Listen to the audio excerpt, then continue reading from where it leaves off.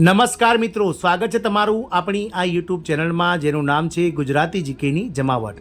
આજના વિડીયોમાં આપણે વાત કરીશું જીએસઆરટીસી કંડક્ટર ભરતીના મેરિટને લઈ અને સરકાર દ્વારા જે છે તે મિત્રો મહત્વના અપડેટ્સ બહાર પાડવામાં આવે છે તેના વિશે વિગતવાર જાણીશું। આપ સૌ જાણો છો તે પ્રમાણે જીએસઆરટીસી એટલે કે Gujarat state road transport corporation Gujarat રાજ્ય માર્ગ વાહન વ્યવહાર નિગમ દ્વારા ગત ઓગસ્ટ 2023માં કંડક્ટરની કુલ 3342 જગ્યાઓ માટે ઓનલાઈન આવેદનો મંગાવવામાં આવ્યા હતા અને સરકાર દ્વારા મિત્રો ગત રોજ લોકસભાની ચૂંટણી વચ્ચે આ જગ્યાઓનો ઘટાડો કરી અને શરતી 1 અને શરતી 2ની જગ્યાઓ જે મંજૂર કરવામાં માગવામાં આવી હતી તેમાં મિત્રો જે જગ્યાઓ છે તેમાં મિત્રો 1000નો ઘટાડો કરતાં કુલ 2300 કરતાં પણ વધારે જગ્યાઓ માટે આ ભરતી પ્રક્રિયાને આગળ વધારવાનું સરકાર દ્વારા નક્કી કરવામાં આવી છે અને આ ભરતીનું જે પ્રાઇમરી મેરિટ છે જે મિત્રો હેતુલક્ષી પરીક્ષા માટેનું જગ્યાના 15 ગણા ઉમેદવારોનું મેરિટ છે તે હાલમાં તૈયાર છે અને સરકાર દ્વારા મિત્રો લોકસભાની ચૂંટણીની આદર્શ આચારસંહિતા આવતીકાલે 4 જૂનના રોજ પૂર્ણ થઈ રહી છે એટલે કે આગામી 10 દિવસમાં 15 જૂન સુધીમાં આ મેરિટ જે છે તે બહાર પાડી દેવામાં આવશે। તો આજના વિડીયોમાં જાણીએ મિત્રો કે મેરિટ ક્યારે આવશે, ક્યારે લેવાશે લેખિત પરીક્ષા કંડક્ટર સમગ્રની સાથે એ પણ જાણીશું કે મિત્રો આગળની જે સમગ્ર પ્રક્રિયા છે કંડક્ટરની તે કઈ રીતે પૂર્ણ થશે, કઈ રીતે મિત્રો વિદ્યાર્થી મિત્રો જે પાસ થશે, જે લોકો મેરિટમાં આવશે તેમને કઈ રીતે ઓર્ડર મળશે, શું હોય છે આગળની પ્રક્રિયા, તમામ માહિતી આજના વિડીયોમાં આપ સુધી પહોંચાડીશું। વિડીયોના અંત સુધી બનાવી રહેશો અને જો તમે ચેનલમાં નવા હોય તો અમારી ચેનલને મિત્રો સબસ્ક્રાઇબ કરી લેજો, બાજુમાં રહેલું બેલ આઇકોન દબાવી ઓન નોટિફિકેશન ઓન કરી લેજો જેથી કરીને ચેનલ પર મૂકવામાં આવતા વિવિધ ભરતીઓના નોટિફિકેશન, વિવિધ ભરતીઓના પરિણામ, જીકેના વિડીયો અને સરકારી કર્મચારી પેન્શનના યોજનાને લગતા પરિપત્રો તમને સરળતાથી અમારા ચેનલના માધ્યમથી ઉપલબ્ધ થઈ જાય। તો મિત્રો જીએસઆરટીસી દ્વારા કંડક્ટરની ભરતીના ફોર્મ ગત ઓગસ્ટ મહિનામાં ભરાઈ ગયા હતા અને એ વાતને આજે 10 મહિના જેટલો સમયગાળો વીતી ગયા છતાં પણ હજુ પણ લેખિત પરીક્ષા જે છે તે જીએસઆરટીસી દ્વારા લેવામાં નથી આવી। મિત્રો જીએસઆરટીસીમાં કંડક્ટરમાં કુલ 1,35,000 કરતાં પણ વધારે ફોર્મ કન્ફર્મ થયેલા છે અને આ કન્ફર્મ થયેલા 1,35,000 ઉમેદવારોમાંથી ધોરણ 12 પાસનું જે મેરિટ છે તેમાં મેરિટમાં વિવિધ કેટેગરી વાઇઝ જગ્યાના 15 ગણા જે ઉમેદવારો સમાવિષ્ટ થશે તેમનું મિત્રો હેતુલક્ષી પરીક્ષા એટલે કે OMR જે લેખિત પરીક્ષા છે તેનું મેરિટ એ જગ્યાના 15 ગણા ઉમેદવારો કુલ 2300 પ્લસ જગ્યા લેખે 35,000 ઉમેદવારોનું મેરિટ લિસ્ટ જે છે તે ટૂંક સમયમાં બહાર પડવા જઈ રહ્યું છે। હાલમાં મિત્રો જીએસઆરટીસી દ્વારા આ મેરિટ લિસ્ટ બહાર છે। સરકાર દ્વારા શરતી 1 અને શરતી 2 જગ્યાઓ જે 3000 જેટલી હતી તેમાંથી પણ મિત્રો 2000 જેટલી હતી તેમાંથી 1000 જગ્યાઓ નામંજૂર કરતા હવે કુલ 2300 જેટલી જગ્યાઓ મિત્રો સરકાર દ્વારા આ ભરતીમાં આગળ વધારવામાં આવશે અને 2300 પ્લસ જગ્યાઓ જે છે ભરવામાં આવશે। સરકાર દ્વારા મિત્રો આગામી 10 દિવસમાં એટલે કે આવતીકાલે આદર્શ આચારસંહિતા પૂર્ણ થયા બાદ તમામ વિભાગના કર્મચારીઓ જે છે તે મિત્રો પોતાની અટવાયેલી જે યોજનાઓ છે તેમાં લાગી જશે અને આગામી 10 દિવસમાં એટલે કે 15 જૂન સુધીમાં કંડક્ટરનું લેખિત પરીક્ષાનું જે સંભવિત મેરિટ છે મિત્રો જગ્યાના 15 ગણાનું તે મિત્રો બહાર પાડી દેવામાં આવશે। ત્યારબાદ શું તો મિત્રો ત્યારબાદ જગ્યાના 15 ગણા ઉમેદવારોનું જે મેરિટ બહાર આવશે તેના સામે મિત્રો જે તે ઉમેદવારોએ ફોર્મ ભર્યા હશે જેમનું મિત્રો સાચા મેરિટમાં અલગ અલગ કેટેગરી વાઇઝ મેરિટ પણ મિત્રો જીએસઆરટીસી દ્વારા બહાર પાડવામાં આવતું હોય છે। કોઈ ઉમેદવારને એવું લાગતું હોય કે આ મેરિટમાં મારો સમાવેશ થવો જોઈએ અને નથી થયો તો તેઓ વાંધા અરજીઓ જે મેરિટ લિસ્ટ બહાર પડશે ત્યાંથી લઈ અને દિવસ 7માં જે છે તે મિત્રો ગુજરાત હાઈકોર્ટની ગુજરાત જીએસઆરટીસીની સાઇટ ઉપર જઈ અને કરી શકે છે, પોતાની વાંધા અરજી રજૂ કરી શકે છે। આ વાંધા અરજીઓ મિત્રો જે આવશે ત્યારબાદ ગુજરાત એસટી નિગમ દ્વારા ઉચ્ચ અધિકારીઓની બનેલી એક કમિટી બનાવવામાં આવશે અને આ કમિટી દ્વારા મિત્રો આ વાંધા અરજીઓનો નિકાલ કરવામાં આવશે અને યોગ્ય ઉમેદવારો કે જેમને ખરેખર અન્યાય થયો છે અને મેરિટ લિસ્ટમાં જેમનો સમાવેશ હોવો જોઈએ અને નથી થયો તેવા ઉમેદવારોને ફરીથી મેરિટ લિસ્ટમાં સમાવેશ કરી અને જે છે તે મિત્રો પહેલાં જે 15 તારીખે જે બહાર પડશે મેરિટ એને મિત્રો આપણે કામચલાઉ મેરિટ યાદી કહી શકશું અને ત્યારબાદ જે કમિટી દ્વારા જે મિત્રો વાંધા અરજીઓ નક્કી કર્યા પછી જે ઉમેદવારોનો સમાવેશ થશે તેવા ઉમેદવારોનો સમાવેશ કરીને ફાઇનલ મેરિટ લિસ્ટ જગ્યાના 15 ગણા ઉમેદવારોનું લેખિત પરીક્ષા માટેનું સંભવતઃ મિત્રો 1.5 મહિનાની અંદર જે છે તે બહાર પાડી દેવામાં આવશે એટલે કે ઓગસ્ટ મહિનાની અંદર આ મેરિટ લિસ્ટ બહાર આવી શકે છે મિત્રો। ત્યારબાદ મેરિટ લિસ્ટ બહાર પડ્યા પછી મિત્રો દિન 15માં એટલે કે 15 દિવસની અંદર ફાઇનલ જે છે તે પરીક્ષાની તારીખ જાહેર થઈ જશે અને પરીક્ષાની તારીખ જાહેર થયાના 15 દિવસ સુધીમાં જીએસઆરટીસીના તમામ કંડક્ટરના ઉમેદવારોને જનરલ કેટેગરીમાં આવતા ઉમેદવારોને 250 રૂપિયા જે ચલણ ભરવાનું છે પોસ્ટ ઓફિસમાં તેનો સમયગાળો આપવામાં આવશે અને ત્યારબાદ મિત્રો સંભવતઃ સપ્ટેમ્બરના એન્ડિંગમાં અથવા તો ઓક્ટોબરની શરૂઆતમાં કંડક્ટરની લેખિત પરીક્ષાનું આયોજન જીએસઆરટીસી દ્વારા હાલના તબક્કે કરવાનું આયોજન વિચારવામાં આવી રહ્યું છે। આ વિચારણા હેઠળ છે પરંતુ શક્ય છે કે આ રીતે જ મિત્રો આ પરીક્ષા આગળ ધપશે મિત્રો।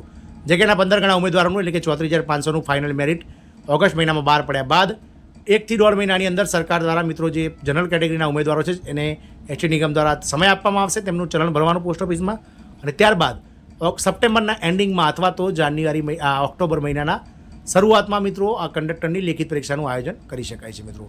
વાત કરીએ મિત્રો આગળ સમગ્ર ભરતી પ્રક્રિયા વિશે સમગ્ર ભરતી પ્રક્રિયાની વાત કરીએ તો લેખિત પરીક્ષામાં જે ઉમેદવારો પાસ થશે તો તેવા ઉમેદવારોને જગ્યાના 15 ગણા ઉમેદવારોને હાલ લેખિત પરીક્ષા માટે બોલાવવામાં આવશે. એટલે કે 2300 જગ્યાના લેખિત પરીક્ષામાં 35,000 જેટલા ઉમેદવારોને 15 ગણા લોકોને લેખિત પરીક્ષા માટે બોલાવવામાં આવશે.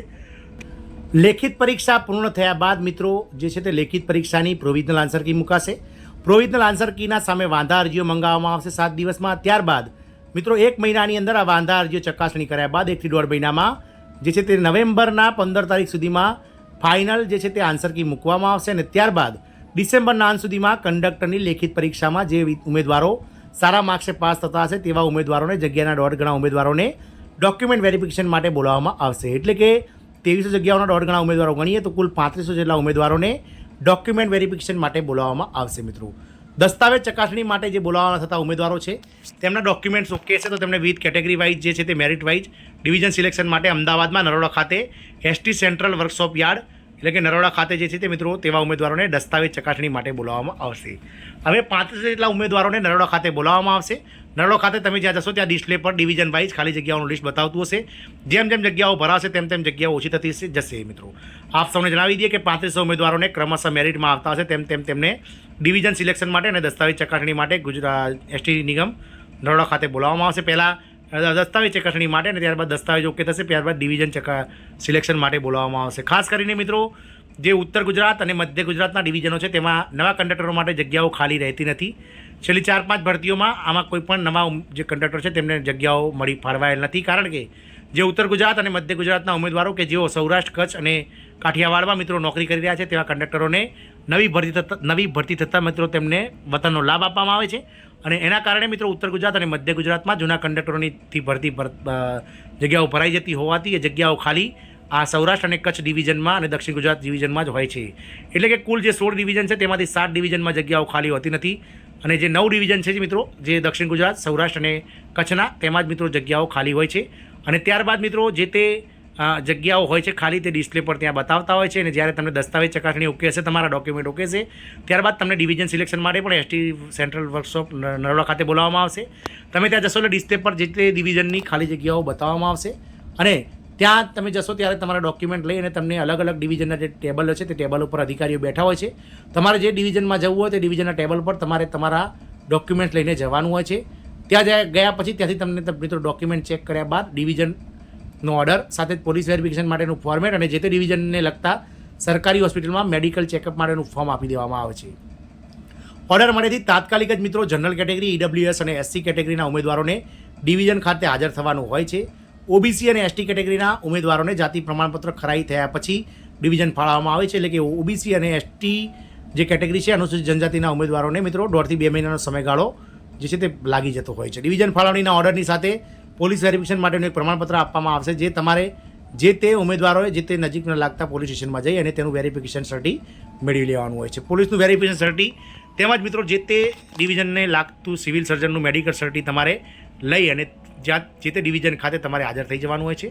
મેડિકલ માટે મિત્રો મેડિકલ માટે મહદ અંશે 1 થી 2 દિવસનો સમયગાળો લાગતો હોય છે. કારણ કે આપણે મેડિકલમાં જ્યારે જશો ત્યારે તમારા મેડિકલમાં બ્લડ સેમ્પલ યુરિન સેમ્પલ સાથે જ મિત્રો તમારો ઇસીજી રિપોર્ટ્સ આંખોની ચેકઅપ તમારો એક્સરે તમામ પ્રકારના જે ચેકઅપ જે બોડી ચેકઅપ માટે થતા હોય છે તે મિત્રો તમારું સમગ્ર બોડી ચેકઅપ કર્યા બાદ તમને જે તે સિવિલ સર્જન દ્વારા ઓકે છો તેનું મેડિકલ ફિટનેસ સર્ટિફિકેટ આપવામાં આવે છે. અને પોલીસ વેરિફિકેશન અને મેડિકલ સર્ટીનું જે સર્ટિફિકેટ લઈ અને તમારે ડિવિઝન ખાતે હાજર થવાનું હોય છે.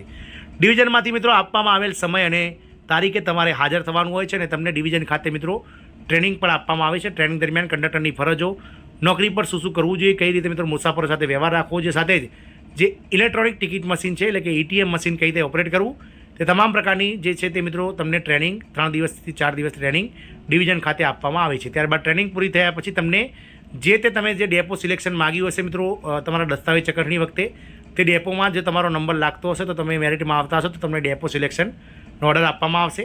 ડેપો ફાળવણીના ઓર્ડર પછી ઓર્ડર લઈને ડેપો ખાતે તાત્કાલિક હાજર થવાનું હોય છે. અને ડેપો મેનેજરની સૂચના અનુસાર નોકરી પર ચડવાનું હોય છે. શરૂઆતમાં જૂના કંડક્ટર મિત્રો સાથે તમને 2 થી 3 દિવસ મિત્રો નોકરી પર જે છે તે શીખવાડવા માટે ફરવામાં આવે છે. અને ત્યારબાદ તમને સ્વતંત્ર ટીપ આપી દેવામાં આવશે. આમ કંડક્ટરની નોકરી જે છે તે મિત્રો આ રીતે શરૂ થાય છે. ખૂબ જ કાંટાળી નોકરી છે કારણ કે મિત્રો આર્મીની જેમ તમારે તમારી સાથે તમારું ઓઢવાનું તમારે પાથરવાનું ગોદડું સાથે જ મિત્રો થાળી વાટકો લઈ અને તમારે ફરવાનું હોય છે. કારણ કે એસટી નિગમમાં જે કંડક્ટર હોય છે, ડ્રાઈવર હોય છે, તેમને અલગ અલગ શહેરોમાં રાત્રિ રોકાણ કરવાનું હોય છે. અને રાત્રિ રોકાણ દરમિયાન મિત્રો કંડક્ટર અને ડ્રાઈવર મિત્રોએ પોતાના પૈસે જમવાનું હોય છે અને જમવાની વ્યવસ્થા અને સાથે સુવાની વ્યવસ્થા પણ પોતે જ કરવાની રહે છે. ખૂબ જ ટફ નોકરી છે, પરંતુ હાલના સમયમાં જે રીતે સરકારી નોકરીઓનું જે મેરિટ લિસ્ટ છે તે ઊંચા જવા મળ્યા છે, જે રીતનું તેમનું લેવલ વધવા માંડ્યું છે, તે જોતાં આ નોકરી પણ ખોટી નથી. કારણ કે હાલમાં 26,000 રૂપિયા માસિક પગાર જે છે ફિક્સ 5 વર્ષ માટે ગુજરાત સરકારની અન્ય જે કેડર છે તે કેડર પ્રમાણે મળે છે. એટલે જે પણ ઉમેદવારોને આ નોકરી મિત્રો મળે તેઓ માટે મિત્રો લકી ગણાશે. તો જે ઉમેદવારો આની તૈયારી કરી રહ્યા છે તેમના માટે આ વિડીયો ચોક્કસથી મિત્રો ઉપયોગી નીવડશે. અને જો ઉપયોગી નીવડશે તો તમારા તૈયારી કરતા કલીગ મિત્રો સાથે આપ શેર કરો તેવી આશા. જય હિન્દ, અસ્તુ.